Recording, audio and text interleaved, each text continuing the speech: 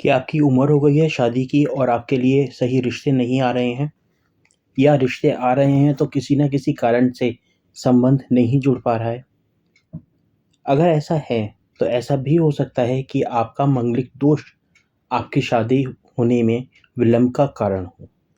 पहले ये माना जाता था कि मंगल दोष होने से शादी होने के उपरांत शादीशुदा ज़िंदगी में बहुत सारी कठिनाइयों का सामना करना पड़ता है, परंतु ऐसा नहीं है। मांगलिक दोष का क्या इफ़ेक्ट होगा? शादी के बाद होगा या शादी से पहले होगा? पारिवारिक जीवन को लेके होगा या कुछ और होगा? ये मंगल की स्थिति पे डिपेंड करता है।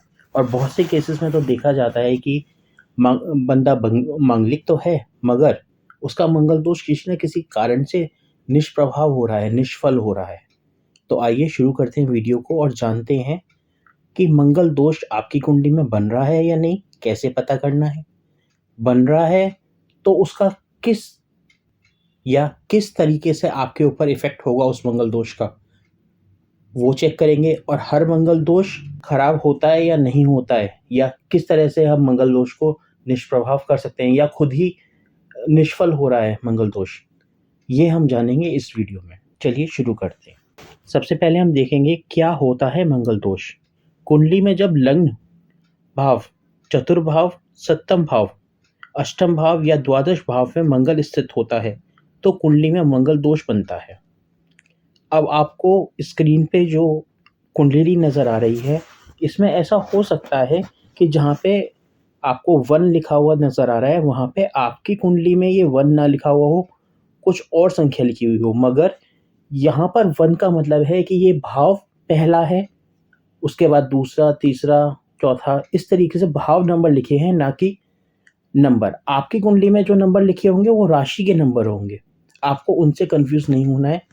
आपको यहाँ पे देखना है कि जहाँ पे 1 लिखा है उस जगह पे आपकी कुंडली में क्या मंगल है या नहीं है। अगर आपकी कुंडली में 1 की जगह पे, 4 की जगह पे, 7 की जगह पे, 8 की जगह पे या 12 की जगह पे मंगल है, तो इसका मतलब आप मांगलिक हैं। मगर हर दशा में मांगलिक खराब नहीं होता है। इस विषय में हम आगे चर्चा करेंगे। पहले ये देख लीजिए कि आप मांगलिक हैं या नहीं। अब देखते हैं मंगल दोष और उसका प्रभाव। यदि मंगल आपके पहले भाव या लग्न भाव में स्थित है, तो इसका मतलब होता है कि ऐसा मंगल आपको स्वभाव में उग्र और गुस्सैल बना सकता है। चौथे घर में यदि मंगल है, तो वो पारिवारिक जीवन में तनाव लेके आता है। 7वें घर में अगर मंगल है, तो वैवाहिक जीवन में बाधाएं उत्पन्न कर सकता है। 8वें घर में यदि मंगल है, तो दुर्घटनाएं और अचानक होने वाली समस्याओं का कारण बन सकता है। बहुत सी देशों में आपने देखा होगा कि लड़का या लड़की में से एक मंगलिक नहीं था, तो वहाँ पर जो मंगलिक नहीं होता है उसकी डेथ हो जाती है।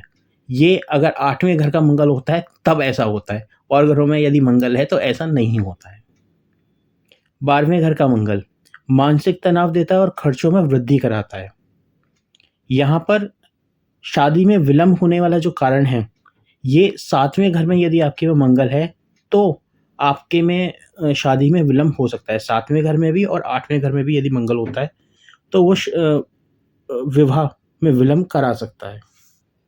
अब देखते हैं कि कुंडली में अगर मंगल दोष है तो इसका निवारण क्या होता है। अगर लड़की है तो लड़की का विवाह पीपल के पेड़ से, केले के पेड़ से या विष्णु विवाह कराया जा सकता है। और अगर लड़का है तो पीपल के पेड़ से या केले के पेड़ से उसकी शादी कराई जा सकती है। मंगल ग्रह को शांत करने के लिए मंगल ग्रह की पूजा की जा सकती है। मंगल के मंत्रों का जाप किया जा सकता है। मंत्र है ओम क्रां क्लीं क्रोम सह भूमाय नमः। इस मंत्र का आप कम से कम 108 बार करें तो इसका फल अच्छा मिलेगा आपको।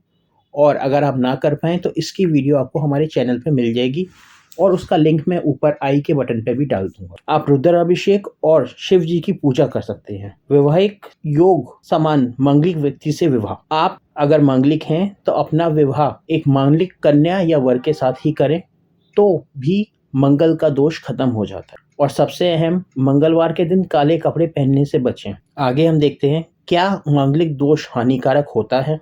मैंने आपको पहले भी वीडियो में बताया था, सारे मांगलिक दोष हानिकारक नहीं होते हैं। मांगलिक दोष के प्रभाव से अन्य ग्रहों की स्थिति और मंगल की दृष्टि और कुंडली में अन्य योगों पर निर्भर करता है कि आपके लिए मांगलिक दोष हानिकारक होगा या नहीं होगा। इसके लिए आप किसी एक्सपर्ट की सलाह ले सकते। मंगल दोष को समाप्त या निष्फल करने के उपाय। मांगलिक की मांगलिक से विवाह करना। यदि वधू और वर दोनों ही मांगलिक होंगे तो मांगलिक दोष एक दूसरे से निष्प्रभावी हो जाता है और शादी में कोई बाधा नहीं आती। जब शुभ ग्रहों का प्रभाव हो, जैसे कि यदि गुरु, शुक्र, चंद्रमा जैसे शुभ ग्रह मंगल के साथ स्थित हों या उस पर दृष्टि डाल रहे हों, तो मंगल दोष का असर कम हो जाता है या समाप्त हो जाता है। जब व्यक्ति एक निश्चित आयु पार कर ले तो भी ये माना जाता है कि मंगल दोष समाप्त हो जाता है। जैसे कि यदि कोई लड़का या लड़की 28 या 30 साल से ज़्यादा का हो जाता है तो मंगल दोष का प्रभाव कम हो जाता है और कई मामलों में ये कहा जाता है कि मंगल दोष समाप्त हो जाता है। अब देखते हैं कि मंगल की स्थिति के अनुसार कब मंगल दोष निष्फल हो जाता है। यदि मंगल कुछ विशेष स्थिति पर हो तो इसे दोष रहित माना जाता है। कहाँ पर हो?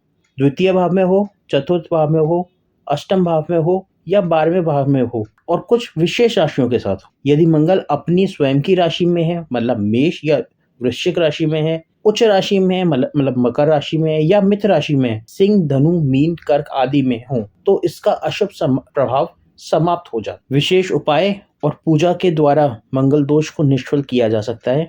मंगल शांति की पूजा करिए, भगवान शिव की आराधना करिए, इससे आपका मंगल दोष समाप्त हो जाएगा। और शिवरात्रि के दिन आप पार्वती माँ के हाथों पर मेहंदी लगाएं और उस मेहंदी को अपने हाथ पे भी लगाएं, इससे विवाह अतिशीघ्र हो जाता है। नववांश कुंडली D9 चार्ट में मंगल की शुभ स्थिति पे भी होने पे भी मंगल दोष निष्फल हो जाता है।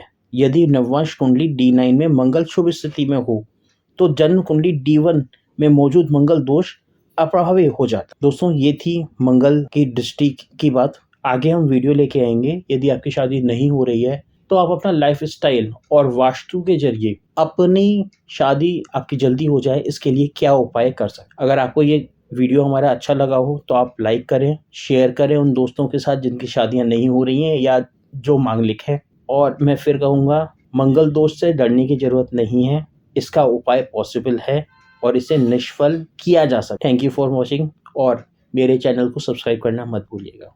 Thank you.